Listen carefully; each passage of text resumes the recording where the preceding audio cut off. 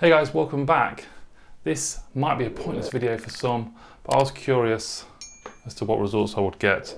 This is the Pixel 5 versus the Pixel 5. The brand new one I got the other day, and this one I've been reviewing for about a week. If you want to see the review to this, check the cards up in the top. There is a long review, and there is a quick 3-minute review on this as well. Because of the 4K overheating on this and the gap, I wanted to compare it to a brand new one just opened out the box today to see if it's got the gap, to see if they overheat in 4K shooting, and just a general benchmark between the two. I'm not expecting much difference, but let's see what we get. Okay, so we have the two Pixel 5 devices here. This one on the left is the one I've been reviewing for the week, and this one in the right is the brand new version which came the other day. They've both been factory reset. They've both been charged to 100%, which I'm going to unplug now.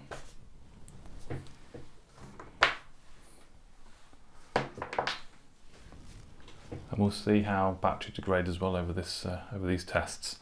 They might be barking up the wrong tree totally, but I'm going to do a few tests. I want to test the 4K overheating as well, see if anything occurs there.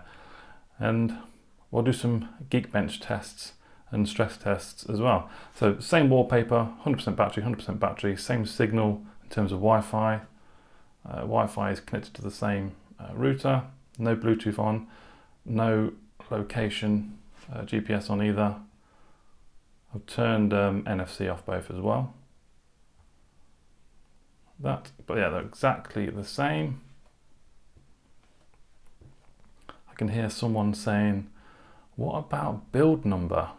Okay, build number is exactly the same on each one, so identical. And let's just check for updates, security updates. Yeah, all the same.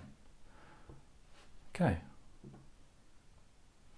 First test is the restart test. I'm going to restart both these devices. Okay, and I did do this earlier just for a pre-test. And the new one, for some reason, is delayed all the time. So I'll show you this first, both at the same time. Bang. You'll see this one wins by quite a few seconds actually.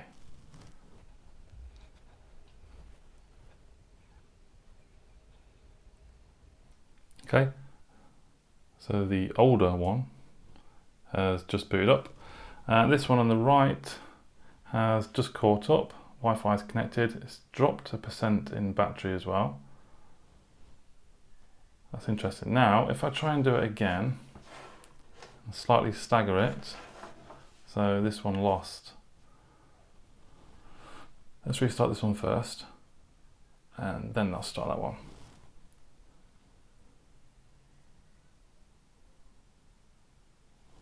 This one on the left is still ahead. Why? Same hardware, same software, everything. Surely it should be exactly the same. I don't know.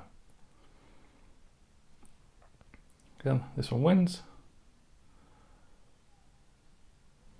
Even with a head start, this new one on the right is just lagging behind very slightly. Strange. Okay, let's have a look at some other stuff as well then.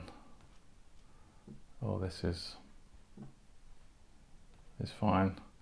Now let's do a Geekbench test on both of these.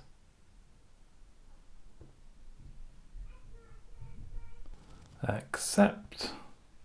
Okay, so Google Pixel 5, Qualcomm 6 cores, 1 core, yeah, so 8 core altogether. What's in the compute?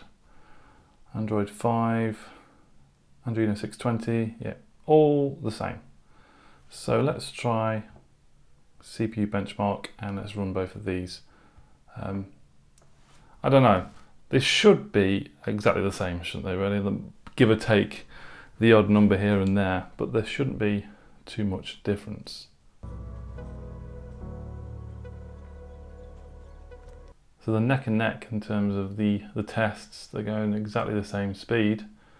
If you notice, the one on the right is 98% battery. Now I can only put that down to maybe the adaptive battery technology, because the one on the right hasn't been properly power cycled.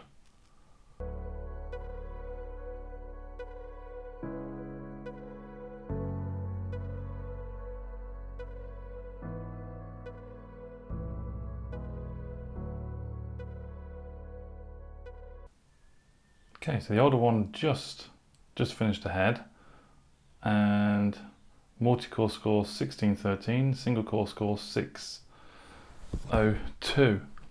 So obviously single core has a slight advantage on here, with those same specs, and again multi-core, so it's very, very minimal. But I hope this information is useful to someone. Single core 599.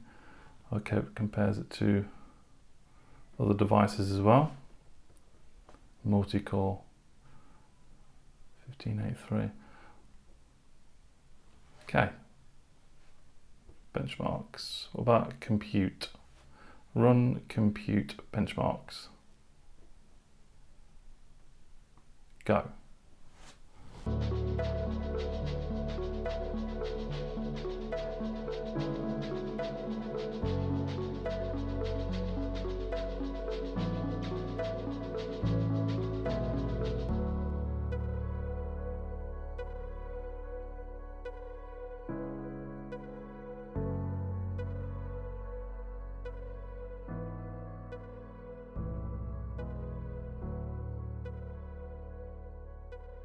Okay, so again the one on the left finishes just before the new one on the right, and again there is a slight subtle difference there, and throughout the test you could see this one on the left was ahead all the way throughout. Don't know why there is a difference like that, but anyway, that is that.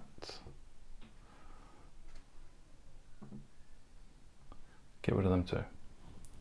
I mean, also look, 96% now on there and 99 on the left one. Again, this has had more power cycles to train the battery.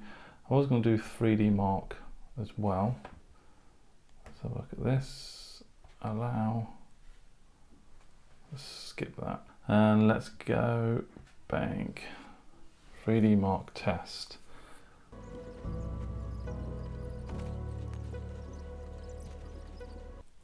Okay, the test is done, and wow, the one on the right this time for some reason has come out on top. Overall score 1068, on the left is 991, and a higher average frame rate as well. That is quite interesting. Cool. Okay, cool. So in both tests there are subtle differences between both of them. Let's just download an app and install one, shall we? Which one? This one looks alright. Install. 96% battery, 98. And they both install pretty quickly there. Let's start them both. Got it. Yeah, that seems to be pretty neck and neck as well. Oh. Wonderful. Okay, so I'm going to take a quick selfie with this one. That one. And one with this one. And you shouldn't see a slightest bit of difference at all with them. If you did, I think there would be something majorly wrong. Okay. So what I'm going to check next is the gap. So the one on the right is the newer one. This is the one I've been using for a week, the one on the left. We'll check to see if there's a gap on the new one.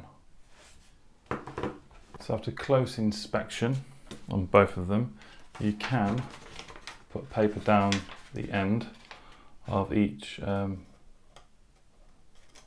phone. So it's now sliding the gap between the screen and the frame, or the body. So if you've got any dust in there, that'll take it out. So that's the one I've been reviewing for a week. This is the brand new one. There you go, look.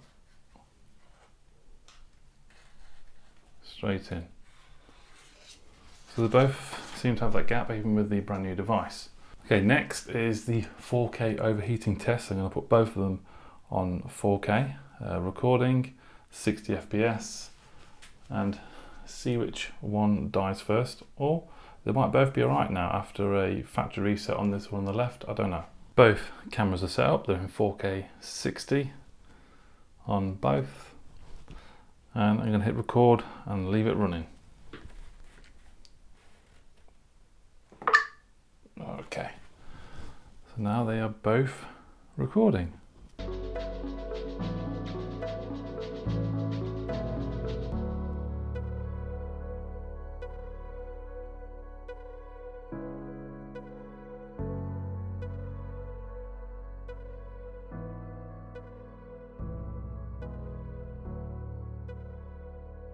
Okay, so they both hit the 7th minute mark.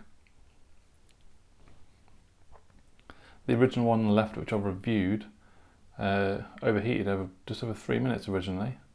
Maybe a factory reset on what the one on the left has remedied whatever it was. Let me feel how hot this is. Okay, that's quite hot. Yeah, I think the one on the left is hotter. Shame I haven't got a sort of thermometer to test which is hottest. Okay, so they've both reached 9 minutes. They've not stopped recording in 4K. That's still recording, and that is hot. I've just stopped it now. Let's see if we can start recording again after it's stopped. Yeah, because originally you was getting a warning it was too hot, but okay, that is fairly hot. Now let's look at this one. So again, this does feel warm, but it doesn't feel as hot as the other one. Stop that. Let's record again. Is it fine? Yeah. So I can only really put that down to me doing the factory reset on this one here, the original one that I reviewed first. It's a little bit strange. So factory reset has fixed the 4K overheating issue on there. In terms of performance, there is minute differences. This one seems to come out on top most of the time, although this come out on top with the GPU test. They both have the gap at the bottom, slide a little bit of paper in there as well. I've heard the US version is different and they don't get that gap, so I don't know how true that is. The one on the left, 92% battery, the one on the right, 90%. Like I said, I can only assume that this one hasn't had enough power cycles for that adaptive battery technology. So to some of you, this is probably an absolute pointless and useless test. But to me, or other people, some people might find it interesting. Thanks very much for watching, guys. Pop any comments down below, give the video a thumbs up, subscribe, and I'll see you soon. Bye-bye.